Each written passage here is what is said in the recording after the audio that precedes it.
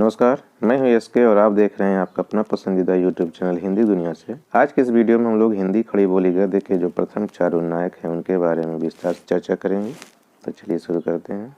हिंदी खड़ी बोली गद्य के प्रथम उन्नायकों या प्रमुख स्तंभों में 4 लेखक आते हैं। कितने लेखक आते हैं? 4 लेखक आते हैं। पहले हैं सदल मिश्र, दूसरे हैं लल्लू लाल, तीसरे हैं मुंशी सदा सुखलाल नियाज और चौथे हैं सैयद इंसा अल्लाह खां। आइए सदल मिश्र के बारे में पढ़ते हैं। सदल मिश्र के जन्म के बारे में विद्वानों में मतभेद है। कुछ विद्वान 1767 ईस्वी में इनका जन्म मानते हैं और कुछ विद्वान 1768 ईस्वी में जन्म मानते हैं। और इनकी जन्म की जगह है आरा, जो कि बिहार में पड़ता है। यह बिहार के आरा में पैदा हुए थे। और इनकी मृत्यु के बारे में भी विद्वानों में मतभेद है। कुछ विद्वान 1847 में इनकी मृत्यु मानते हैं और कुछ विद्वान 1848 में इनकी मृत्यु मानते हैं। सदल मिश्र कोलकाता के फोर्ट विलियम कॉलेज में प्रोफेसर जॉन बॉर्थी गिलक्राइस्ट के सहायक के रूप में भाखा मुंशी या भाषा मुंशी के पद पर नियुक्त थे। यह कोलकाता के फोर्ट विलियम कॉलेज में अध्यापक थे, भाषा पढ़ाते थे। आइए सदल मिश्र की रचनाओं पर एक नज़र डालते हैं। इनकी जो सबसे प्रसिद्ध रचना है उसका नाम है नासकेतोपाख्यान। ये परीक्षाओं में अक्सर पूछी जाती है। नासकेतोपाख्यान किसकी रचना है? तो नासकेतोपाख्यान सदल मिश्र की रचना है। इसका एक दूसरा नाम भी मिलता है चंद्रावली, और कहीं कहीं पे चंद्रावती भी मिलता है। चंद्रावली नाम इन्होंने इसलिए रखा था क्योंकि ये शीर्षक को आकर्षक बनाना चाहते थे। शीर्षक को आकर्षक बनाने के लिए इन्होंने नासकेतोपाख्यान का दूसरा नाम रखा। चंद्रावली के लेखन वर्ष की अगर बात की जाए तो यह 1803 ईस्वी में लिखी गई थी और संवत सन के हिसाब से यह 1860 संवत में लिखी गई थी। इसमें किसकी कहानी है? तो महाराज रघु की पुत्री चंद्रावती या चंद्रावली और उनके पुत्र नासिकेत या नचिकेता ऋषि की पौराणिक कथा का इसमें वर्णन है। इसमें महाराजा रघु की पुत्री चंद्रावती और उनके पुत्र नासिकेत या नचिकेता की कहानी का वर्णन है। इसमें नचिकेता की यमलोक यात्रा का वर्णन है। परीक्षाओं में ऐसे भी प्रश्न पूछा जाता है कि नचिकेता की यमलोक यात्रा का वर्णन किस रचना में है? तो इस प्रश्न का उत्तर हो जाएगा नासिकेतोपाख्यान में है। तो यह कथा मूल रूप में कहाँ मिलती है? तो यह कथा मूल रूप में यजुर्वेद में मिलती है और विस्तृत कथा रूप में यह कठोपनिषद और पुराणों में मिलती है। नासिकेतोपाख्यान की भाषा क्या है? तो इसकी भाषा है संस्कृत निष्ठ खड़ी बोली हिंदी और यह गिलक्राइस्ट के आग्रह पर लिखी गई थी। फोर्ट विलियम कॉलेज के भाषा विभाग के जो अध्यक्ष थे जॉन बॉर्थी गिलक्राइस्ट, उन्हीं के आग्रह पर नासिकेतोपाख्यान सदल मिश्र ने लिखा था। सदल मिश्र की अगली रचना है, उसका नाम है रामचरित। कहीं कहीं पे रामचरित्र भी मिलता है और इसका एक दूसरा नाम है अध्यात्म रामायण। इसका लेखन वर्ष क्या है? तो 1805 ईस्वी में यह लिखी गई थी। यह अध्यात्म रामायण का संस्कृत से खड़ी बोली में अनुवाद है। अध्यात्म रामायण जो कि संस्कृत में लिखी गई है उसका इन्होंने संस्कृत से खड़ी बोली में अनुवाद किया। और इसकी भाषा क्या है? रामचरित्र की या रामचरित्र की भाषा क्या है? तो यह खड़ी बोली हिंदी है। और इस रचना पर इनको ईस्ट इंडिया कंपनी की तरफ से पुरस्कार भी मिला था। सदल मिश्र की अगली रचना है हिंदी पर्शियन शब्दकोश। इसका रचना काल है 1809 ईस्वी और इस रचना पर भी इनको ईस्ट इंडिया कंपनी की तरफ से पुरस्कार मिला था। सदल मिश्र की भाषा पे संस्कृत का गहरा प्रभाव है तथा इनकी भाषा में पूर्वीपन है। परीक्षाओं में पूछा जाता है कि इनमें से किसकी भाषा में पूर्वीपन है, तो वहाँ पे विकल्प सदल मिश्र वाला सही हो जाएगा। और इनकी भाषा पे बिहारी भाषा का भी प्रभाव है क्योंकि यह बिहार के आरा में पैदा हुए थे, तो जाहिर सी बात है कि बिहारी भाषा का प्रभाव आना ही आना है। अब आइए लल्लू लाल के बारे में संक्षेप में देख लिया जाए। लल्लू लाल का जन्म 1763 ईस्वी में हुआ था और कहाँ हुआ था? तो आगरा में हुआ था। और लल्लू लाल की मृत्यु 1835 ईस्वी में हुई थी। लल्लू लाल फोर्ट विलियम कॉलेज में सन 1800 ईस्वी में गिलक्राइस्ट के सहायक रूप में सर्टिफिकेट मुंशी या भाषा मुंशी, जिसको कि भाखा मुंशी भी कहा जाता है, के पद पे कार्यरत हुए। यह जॉन गिलक्राइस्ट के सहायक के रूप में नियुक्त हुए और इनको भी 2 सहायक मिले थे, काजम अली जमा और मजहर अली विला। लल्लू लाल की भाषा पे ब्रज भाषा का प्रभाव है। इनकी भाषा में ब्रज भाषा के रूपों की भरमार है और इनके कई नाम मिलते हैं। ये लल्लू लाल के नाम से भी प्रसिद्ध थे, लालचंद के नाम से, लल्लू जी तथा लालो लाल नाम से भी प्रसिद्ध थे। लालो लाल, अंग्रेज जब लल्लू लाल बुलाएंगे तो लालो लाल ही होगा। और यह जब कविता लिखते थे तो कविता यह लाल कवि उपनाम से लिखते थे। किस उपनाम से यह कविता लिखते थे? लाल कवि उपनाम से यह कविता लिखते थे। आइए लल्लू लाल की रचनाओं पर नजर डालते हैं। इनकी जो सबसे प्रसिद्ध रचना है उसका नाम है प्रेम सागर। यह परीक्षाओं में अक्सर पूछा जाता है कि प्रेम सागर किसकी रचना है? तो यह लल्लू लाल की रचना है। और इसका एक दूसरा नाम भी मिलता है नागरी दशम। प्रेम सागर का दूसरा नाम क्या है? तो प्रेम सागर का दूसरा नाम है नागरी दशम। और इसका लेखन वर्ष कब है? तो 1803 ईस्वी में यह लिखी गई थी और यह 1810 ईस्वी में कोलकाता से प्रकाशित हुई थी। प्रेम सागर का कथानक कहाँ से लिया गया है? तो देखिए, श्रीमद् भागवत पुराण के 10वें स्कंद में कृष्ण लीला विस्तार पूर्वक 90 अध्यायों में कही गई है। प्रेम सागर का स्रोत क्या है? तो प्रेम सागर का स्रोत है श्रीमद् भागवत पुराण। और श्रीमद् भागवत पुराण इसका 1510 ईस्वी में चतुर्भुज दास ने दोहा और चौपाई में ब्रज भाषा में अनुवाद किया था। संस्कृत में श्रीमद् भागवत पुराण है, उसका चतुर्भुज दास ने दोहा और चौपाई में ब्रज भाषा में अनुवाद किया। ब्रज भाषा के अनुवाद के आधार पे लल्लू लाल ने प्रेम सागर को खड़ी बोली में लिखा है। तो प्रेम सागर की भाषा क्या है? प्रेम सागर की भाषा है खड़ी बोली। खड़ी बोली में लिखी होने के बावजूद भी इसमें ब्रज भाषा का मेल है, ब्रज भाषा का इसमें प्रभाव आ ही गया है। और यह श्रीमद् भागवत पुराण के 10वें स्कंद का पूर्ण अनुवाद न होकर के उसका संक्षिप्त रूप से अनुवाद है। अब श्रीमद् भागवत पुराण का संबंध किससे है?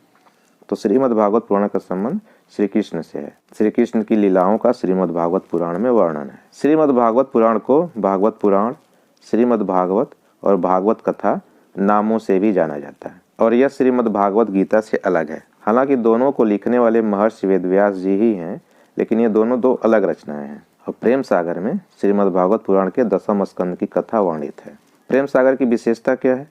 तो प्रेम सागर प्रारंभिक हिंदी खड़ी बोली का एक नमूना है, एक बढ़िया नमूना इसमें मिलता है।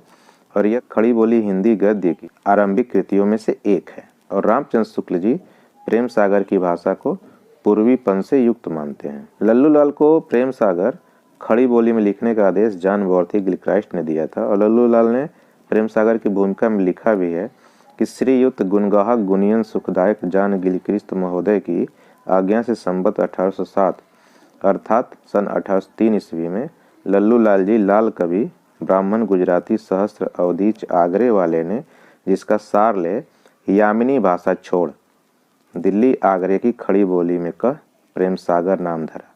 तो किसकी आज्ञा पे लिखा इन्होंने? जॉन गिलक्रिस्ट की आज्ञा पे लिखा। और इसमें देखिए एक शब्द आया है यामिनी भाषा। तो यामिनी भाषा का मतलब क्या हो गया? लल्लू लाल ने अरबी फारसी मिश्रित भाषा को यामिनी भाषा कहा है। लल्लू लाल की अन्य रचना है शकुंतला नाटक।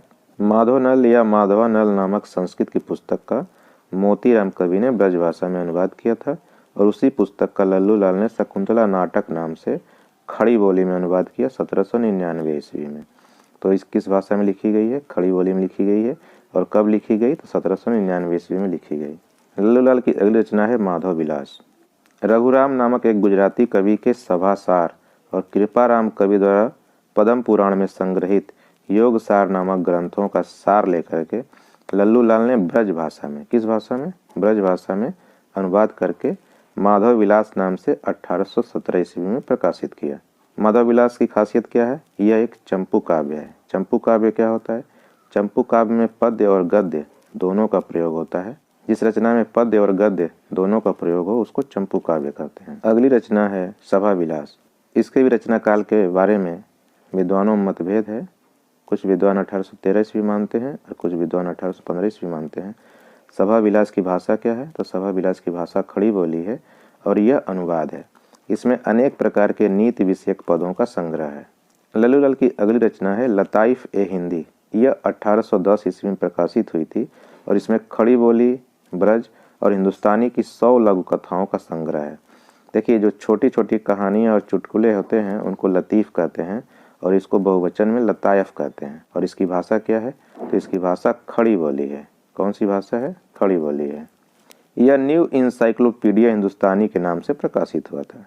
लताइफ हिंदी किस नाम से प्रकाशित हुआ था? न्यू इंसाइक्लोपीडिया हिंदुस्तानी के नाम से प्रकाशित हुआ था। और लल्लू लाल ने लताइफ हिंदी के लिए वजुबान ई रेख्ता शब्द का प्रयोग किया है।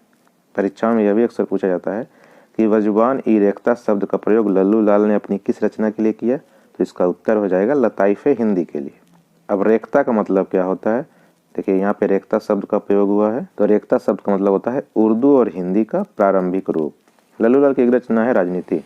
इसके भी रचना काल में विद्वानों में मतभेद है। कुछ विद्वान 1812 ईस्वी मानते हैं और कुछ 1809 ईस्वी मानते हैं। और राजनीति में हितोपदेश की कहानियों का ब्रज भाषा में अनुवाद किया गया है। यह खड़ी बोली में नहीं है, यह ब्रज भाषा में है। लाल चंद्रिका बिहारी द्वारा लिखी गई बिहारी सतसई की टीका है। लाल चंद्रिका किसकी टीका है? तो बिहारी ने एक रचना लिखी थी जिसका नाम था बिहारी सतसई, उसी का यह टीका है और यह ब्रज भाषा में अनुवाद है। इसकी भाषा क्या है? इसकी ब्रज भाषा है। और इसका रचना काल क्या है? 1818 ईस्वी में। लल्लू लाल ने बहुत सारी किताबें लिखी हैं, उसका कारण हम आगे बताएंगे। लल्लू लाल की एक रचना है सिंहासन बतीसी। सुंदरदास कवि ने ब्रज भाषा में एक ग्रंथ लिखा था, उसी का लल्लू लाल ने 1799 ईस्वी में खड़ी बोली में अनुवाद किया। और सिंहासन बतीसी में राजा विक्रम के सिंहासन के 32 पुतलियों की कहानी है। बैताल पचीसी, इसका रचनाकाल 1801 ईस्वी है और कवि शिवदास द्वारा संस्कृत में लिखी बैताल पंचविंशतिका का सूरत मिश्र ने ब्रज भाषा में अनुवाद किया था और उसी का लल्लू लाल ने खड़ी बोली में रूपांतरण किया। तो बैताल पचीसी की भाषा क्या है? बैताल पचीसी की भाषा है खड़ी बोली। हालांकि लक्ष्मी सागर वार्ष्णेय जी ने अपनी किताब फोर्ट विलियम कॉलेज 1800 से 1854 ईस्वी और दूसरी किताब हिंदी साहित्य का इतिहास में बैताल पचीसी को लल्लू लाल की रचना नहीं माना है। लेकिन लल्लू लाल ने मजहर अली खां, जो कि इनके सहायक थे, उनके साथ मिलकर के बैताल पचीसी लिखा है। इसीलिए बैताल पचीसी के लेखक के रूप में मजहर अली का नाम भी कहीं कहीं पे मिलता है। लल्लू लाल की एक रचना है ब्रज भाषा व्याकरण। इसका रचना काल क्या है? 1811 ईस्वी और सिर्फ यही इनकी मौलिक रचना है। बाकी जितनी भी रचनाएं हैं सब अनुवाद हैं। कोई ब्रज भाषा में अनुवाद है और कोई खड़ी बोली हिंदी में अनुवाद है। लल्लू लाल की एक रचना है माधोनल। इसकी रचना 1801 ईस्वी में हुई थी और यह ब्रज भाषा से रेख्ते की बोली में अनुवाद है। रेख्ता क्या है? रेख्ता हिंदुस्तानी भाषा थी और यह शैली फारसी, अरबी और देवनागरी दोनों लिपियों में विकसित हुई और इसे उर्दू और हिंदी का प्रारंभिक रूप माना जाता है। देखिए, लल्लू लाल ने इतनी किताबें क्यों लिखी? क्योंकि इन्होंने संस्कृत प्रेस की स्थापना की थी और ये अपने प्रेस से किताबें छापते थे और उसको बेचते थे। तो संस्कृत प्रेस की स्थापना सबसे पहले इन्होंने कोलकाता में की और फिर जब ये फोर्ट विलियम कॉलेज से रिटायर हो गए तो ये आगरा के रहने वाले थे। तो ये नाव पर अपने प्रेस को लाद करके आगरा ले आए और आगरा में स्थापना किया। तो संस्कृत प्रेस की स्थापना कहाँ हुई? पहले कोलकाता में हुई, फिर ये लेकर के आगरा चले आए। और किसने की संस्कृत प्रेस की स्थापना? तो लल्लू लाल ने की। अब खड़ी बोली गद्य के उन्नायक में जो तीसरा नाम आता है वह आता है मुंशी सदासुख लाल और इनका उपनाम है नियाज। तो सदासुख लाल जी का जन्म कहाँ हुआ था? दिल्ली में हुआ था। कब हुआ था? 1746 ईस्वी में हुआ था। और इनकी मृत्यु कहाँ हुई? तो इनकी मृत्यु प्रयाग में हुई। और कब हुई? तो 1824 ईस्वी में हुई। ये दिल्ली के निवासी थे और 1793 ईस्वी के आसपास ईस्ट इंडिया कंपनी सरकार में चुनार के तहसीलदार थे। बाद में सन 1811 ईस्वी में इन्होंने नौकरी छोड़ दिया और प्रयाग में रहने लगे। वह भागवत कथा सुनाने व भजन करने लगे। इन्होंने जो भी रचना की है वह स्वांतः सुखाय ही की है। स्वांतः सुखाय का मतलब होता है खुद के सुख के लिए, अपने सुख के लिए। ये किसी और को प्रसन्न करने के लिए रचना नहीं करते थे। जैसा कि लल्लू लाल और सजल मिश्र फोर्ट विलियम कॉलेज में पढ़ाते थे, जॉन बॉर्थी ग्लिक्राइस्ट के आदेश पे उन्होंने रचनाएं की। आचार्य रामचंद्र शुक्ल ने इनकी भाषा को पंडिताऊपन की भाषा कहा है। यह भी परीक्षाओं में अक्सर पूछा जाता है कि इनमें से किसकी भाषा में पंडिताऊपन है? तो उत्तर हो जाएगा मुंशी सदासुख लाल की भाषा में। मुंशी सदासुख लाल खड़ी बोली हिंदी गद्य के आरंभिक लेखक होने के साथ साथ फारसी और उर्दू के लेखक और कवि भी थे। यह फारसी और उर्दू में भी लिखते थे और कविता भी करते थे। इनके दो उपनाम मिलते हैं, एक तो मिलता है नियाज और दूसरा मिलता है निसार। हालांकि ये फारसी और उर्दू में जब लिखते थे तो निसार उपनाम से रचना लिखते थे। सदासुख लाल की जो रचना है उसमें से सबसे प्रसिद्ध है सुख सागर। अब देखिए, इनके नाम में सुख लगा है और इन्होंने जो लिखा है उसमें भी सुख लगा है। तो इस ट्रिक से आप लोग याद रख सकते हैं कि सदासुख लाल ने क्या लिखा है? सुख सागर लिखा है। सुख सागर का कथानक कहाँ से लिया गया है? तो सुख सागर का कथानक वहीं से लिया गया है जहाँ से प्रेम सागर कथानक लिया गया है। श्रीमद् भागवत पुराण के 10वें स्कंद से इसकी कथा ली गई है। श्रीमद् भागवत पुराण जो कि महर्षि वेदव्यास द्वारा रचित है, उसी की कथा का यह खड़ी बोली में अनुवाद है। सुख सागर को खड़ी बोली हिंदी गद्य की प्रारंभिक कृतियों में से एक माना जाता है क्योंकि यह उसी कालखंड में लिख रहे थे, शुरुआती कालखंड में लिख रहे थे जब खड़ी बोली हिंदी गद्य में लेखन अभी प्रारंभ हुआ था। डॉक्टर बच्चन सिंह का मानना है कि सुख सागर इनकी रचना न होकर के इनका उपनाम है। डॉक्टर बच्चन सिंह मानते हैं कि सुख सागर कोई रचना नहीं है बल्कि सदासुख लाल का क्या है? उपनाम है। सदासुख लाल की दूसरी रचना है मुंतखब त्वारिख। यह क्या है? यह इनका संक्षिप्त जीवन वृत्तांत है, एक तरह से इनकी आत्मकथा है। और इसकी रचना काल क्या है, तो संवत 1875 या सन 1818 ईस्वी में इसकी रचना पूरी हुई। सदा सुखलाल की अगली रचना है ज्ञानोपदेश वाली रचना। इसका कोई नाम नहीं है और यह विष्णु पुराण से कोई उपदेशात्मक प्रसंग लेकर के यह पुस्तक लिखी गई है जो अधूरी है और इसीलिए इसका पूरा नाम भी नहीं मिलता है। इसको सिर्फ ज्ञानोपदेश वाली रचना इसका नाम मिलता है। अगली रचना है सुरासुर निर्णय और यह निबंध है। यह क्या है, यह निबंध है। बुद्धि प्रकाश नामक एक साप्ताहिक पत्र आगरा से मुंशी सदा सुखलाल के संपादन में प्रकाशित होता था। इसका प्रकाशन सन 1852 ईस्वी में शुरू हुआ और केवल पत्रकारिता की दृष्टि से ही नहीं, भाषा और शैली की दृष्टि से भी यह पत्र बहुत खास स्थान रखता था। बुद्धि प्रकाश किसके संपादन में प्रकाशित हुआ, मुंशी सदा सुखलाल के संपादन में प्रकाशित हुआ। और रामचंद्र शुक्ल के अनुसार बुद्धि प्रकाश की भाषा उस समय की भाषा को देखते हुए बहुत अच्छी होती थी। रामचंद्र शुक्ल इस पत्र से बड़े प्रभावित थे, लेकिन ध्यान देने वाली बात यह है कि बुद्धि प्रकाश के संपादक कोई और मुंशी सदा सुखलाल थे, क्योंकि इसका प्रकाशन सन 1800 ईस्वी में जब शुरू हुआ तो इनकी मृत्यु तो 1824 ईस्वी में ही हो चुकी थी। 1824 ईस्वी में ही मुंशी सदा सुखलाल की मृत्यु हो चुकी थी और बुद्धि प्रकाश जो पत्र है यह 1852 में प्रकाशित होना शुरू हुआ। तो निस्संदेह इसके जो संपादक थे वह कोई और थे। तो स्पष्ट है कि सुख सागर लिखने वाले मुंशी सदा सुखलाल और बुद्धि प्रकाश का संपादन करने वाले मुंशी सदा सुखलाल दोनों दो अलग व्यक्ति थे। खड़ी बोली हिंदी गद्य के प्रारंभिक 4 उन्नायकों में जो चौथे स्तंभ है सैयद इंसाअल्लाह खां, उनके व्यक्तित्व और कृतित्व पर एक नज़र डाली जाए। इनका जन्म सन 1756 ईस्वी में पश्चिम बंगाल के मुर्शिदाबाद नामक जगह पे हुआ था और इनकी मृत्यु 1817 ईस्वी में हुई थी। ये पहले दिल्ली के दरबार में कविताएं करते थे और बाद में लखनऊ के दरबार में कविताएं करते थे। और बाबू श्याम सुंदर दास ने प्रारंभिक गद्य लेखकों में इंसाअल्लाह खां को भाषा के महत्व की दृष्टि से पहला स्थान दिया है। इंसाअल्लाह खां की जो रचनाएं हैं उसमें से जो सबसे प्रसिद्ध रचना है उसका नाम है रानी केतकी कहानी। रानी केतकी कहानी का एक दूसरा नाम भी मिलता है उदयभानु चरित। परीक्षाओं में अक्सर पूछा जाता है कि उदयभानु चरित का दूसरा नाम क्या है या रानी केतकी की कहानी का दूसरा नाम क्या है या उदयभानु चरित किसने लिखा है, तो इंसाअल्लाह खां ने लिखा है। और इसका रचना काल इसके बारे में भी विद्वानों में मतभेद है। कुछ विद्वान 1803 ईस्वी मानते हैं और कुछ विद्वान 1808 ईस्वी मानते हैं। और शुक्ल जी के अनुसार 1800 से पहले ही लगभग 1798 ईस्वी में इसकी रचना हो चुकी थी। जैसा कि ऊपर चर्चा हो चुकी है, इसका दूसरा नाम क्या है, उदयभानु चरित है। और इसकी भाषा खड़ी बोली थी। किस भाषा में लिखी गई थी, खड़ी बोली में लिखी गई थी। लेकिन इसकी लिपि क्या थी, तो यह उर्दू लिपि में लिखी गई थी। इसके बारे में इंसाअल्लाह खां ने लिखा है कि यह वह कहानी है कि जिसमें हिंदी छुट और न किसी बोली का मेल है न पुट, अर्थात हिंदी को छोड़ करके किसी अन्य बोली भाषा का इसमें प्रयोग नहीं हुआ है। यह भी अक्सर परीक्षाओं में पूछा जाता है। यह एक तरह से IMP क्वेश्चन हो गया कि अपनी किस रचना के बारे में इंसाअल्लाह खां ने कहा है कि इसमें हिंदी छुट और न किसी बोली का मेल है न पुट, तो रानी केतकी कहानी इस प्रश्न का सही उत्तर होगा। और श्याम सुंदर दास इसे हिंदी की पहली कहानी मानते थे और बहुत समय तक यह हिंदी की पहली कहानी ही मानी गई थी। यह हिंदी की पहली कहानी होने की दावेदार थी। रानी केतकी कहानी में राजा उदयभान और रानी केतकी की कहानी है। इंसाअल्लाह खान की जो अगली रचना है उसका नाम है दरिया-ए-लतफत। यह उर्दू का प्रथम व्याकरण है। इसमें उर्दू का व्याकरण है। यह उर्दू के व्याकरण की पहली किताब है।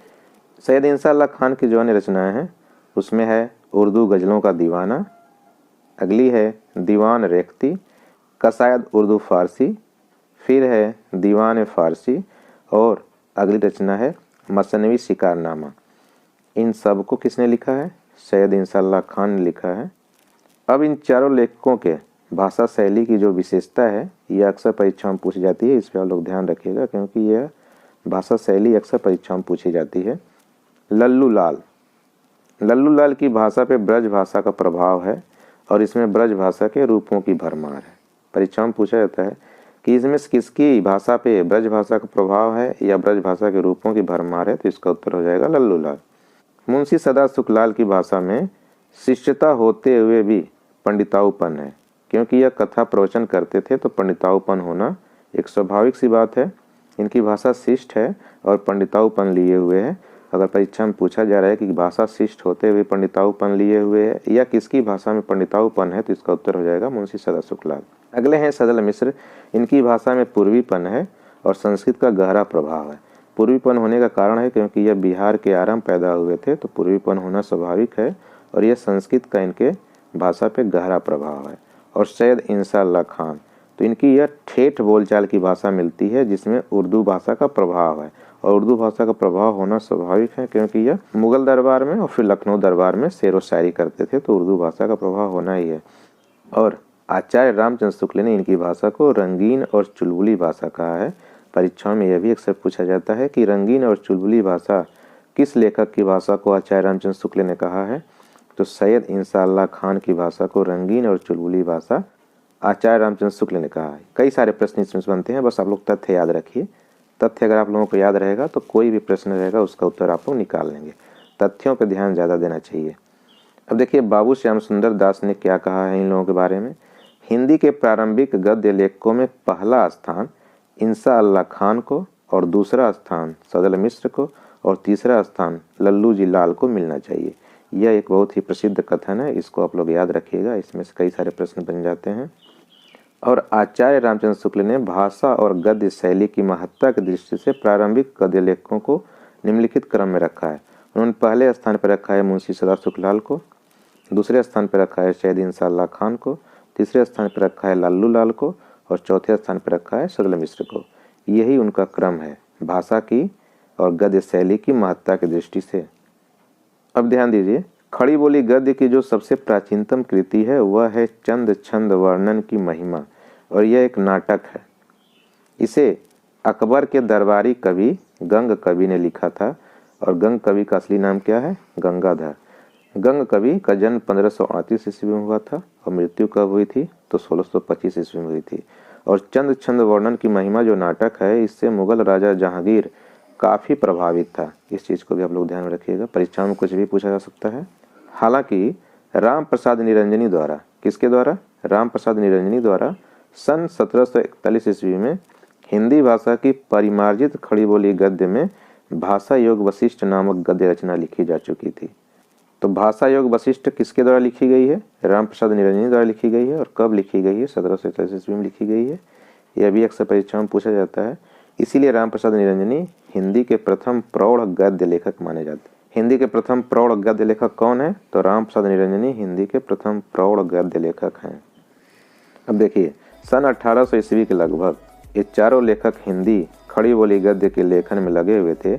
इसीलिए इन चारों लेखकों को खड़ी बोली हिंदी गद्य के प्रारंभिक उन्नायक या खड़ी बोली हिंदी गद्य के प्रारंभिक लेखक या खड़ी बोली हिंदी गद्य के प्रतिष्ठापक या खड़ी बोली हिंदी गद्य के प्रथम स्तंभ नाम दिया जाता है।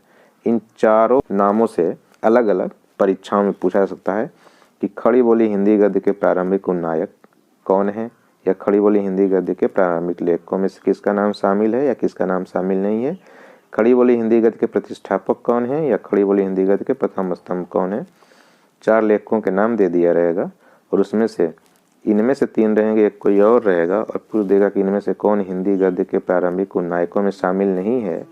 तो यह भी एक प्रश्न हो जाएगा। और अगर ऐसे कर देगा कि किसी इसमें से किसी एक लेखक का नाम दे देगा और 3 कोई और लेखक रहेंगे और पूछ देगा कि इनमें से हिंदी गद्य के प्रारंभिक उन्नायक में कौन शामिल है या हिंदी गद्य के प्रारंभिक लेखक में कौन शामिल है या हिंदी गद्य के कौन प्रतिष्ठापक में शामिल है या हिंदी गद्य के प्रथम स्तंभ में कौन शामिल है, तो इस चीज़ पर आप लोग ध्यान रखिएगा।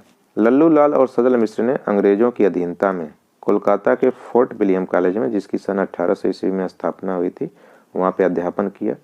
लल्लू लाल और सदल मिश्र फोर्ट विलियम कॉलेज में पढ़ाते थे, जबकि मुंशी सदा सुखलाल नियाज और सैयद इंशाअल्लाह खान अपनी खुशी के लिए रचनाएं लिखते थे या स्वांतः सुखाय लिखते थे। अब इस चीज़ पर आप लोग ध्यान दीजिए। खड़ी बोली गद्य के जो प्रथम 4 उन्नायक हैं, पहले हैं सदल मिश्र, दूसरे हैं लल्लू लाल, तीसरे हैं मुंशी सदा शुक्लाल और चौथे हैं सैयद इंशाअल्लाह खां। ये 4 हैं।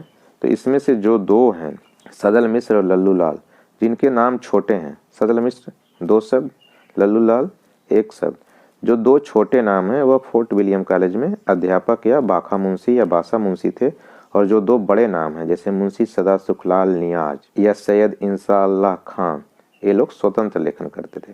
तो जो दो छोटे नाम हैं वो पढ़ाते थे और जो दो बड़े नाम हैं वो लोग स्वतंत्र लेखन करते थे। अब देखिए सदल मिश्र ने क्या लिखा, इनकी जो सबसे प्रसिद्ध रचना है उसका नाम है नाचिकेतोपाख्यान। लल्लू लाल की जो सबसे प्रसिद्ध रचना है उसका नाम है प्रेम सागर। प्रेम में लोग क्या हो जाते हैं, प्रेम में लोग लल्लू हो जाते हैं। और सदा सुखलाल का जो सबसे प्रसिद्ध रचना है उसका नाम है सुख सागर। देखिए यहाँ भी सुख है, यहाँ पे सुख है। तो सदा सुखलाल की जो सबसे प्रसिद्ध रचना है उसका नाम है सुख सागर।